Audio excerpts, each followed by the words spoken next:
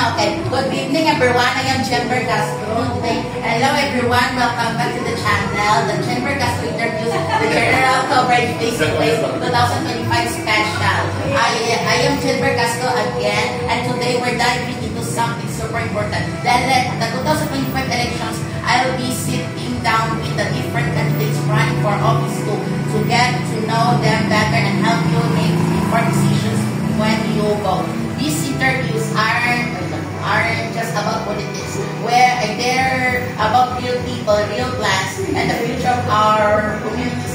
So if you care about what's happening around you, hit that like button, subscribe, and let's get to it. Let's gather by interview the next candidates for. Let's hear the interview by. Let's welcome SP member si Renante Tapa. Okay, welcome for the interview.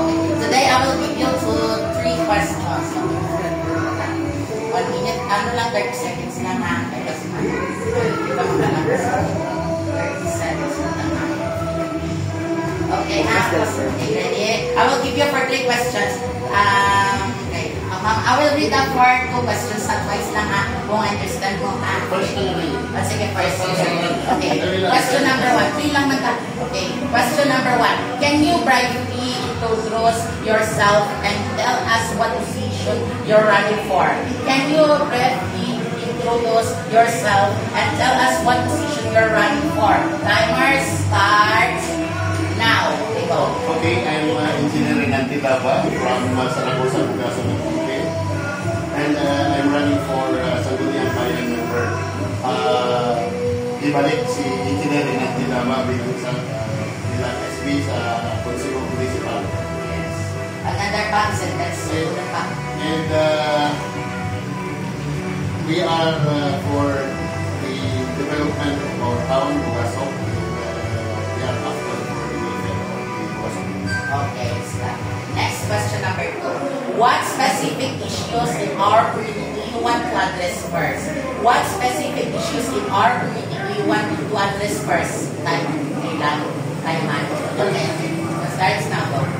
Okay, as a civil engineer by profession, I would focus on the infrastructure projects of the municipality of Bugasok.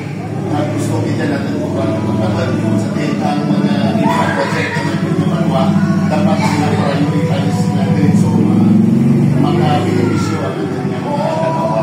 And we will make sure na ang implementation of projects are okay. Last question for that, because speaking of engineering or English na para understand. Okay, last question may question na. Okay, how do you plan to involve the public in your decision making? And last question, final question. How do you plan to involve the public in your decision making? And starts now. Yes, that's very important. Like naglagan din yung tao. Kalau yang kita pag-iwan kita pag-iwan sa resolution, we will conduct public hearing.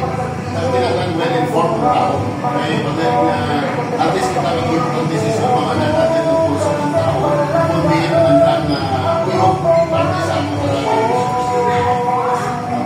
Thank you so much for your interview, and that wraps our interview with Candice May, the Renante Laban SP member. Thank you so much for joining us and sharing your plans and vision for the 2025 elections. So everyone, thank you so much. Okay, balik si Engineer ng Tinapan. Yes, okay. So everyone watching your vote matters more than ever. So take the time to learn about your candidates, ask questions, and make your voice heard on upcoming election day. If you found this interview helpful, don't forget to like, comment, and subscribe to this video. The Jennifer Castro Talk channel on YouTube channel, and follow the page on the Facebook, the interview with Jennifer Castro, and stay tuned for more conversations with the people who want to lead our views. Thanks for watching. See you in the next another episode. I am Jennifer Castro, the host, interview vlogger, and thank you very much and good evening.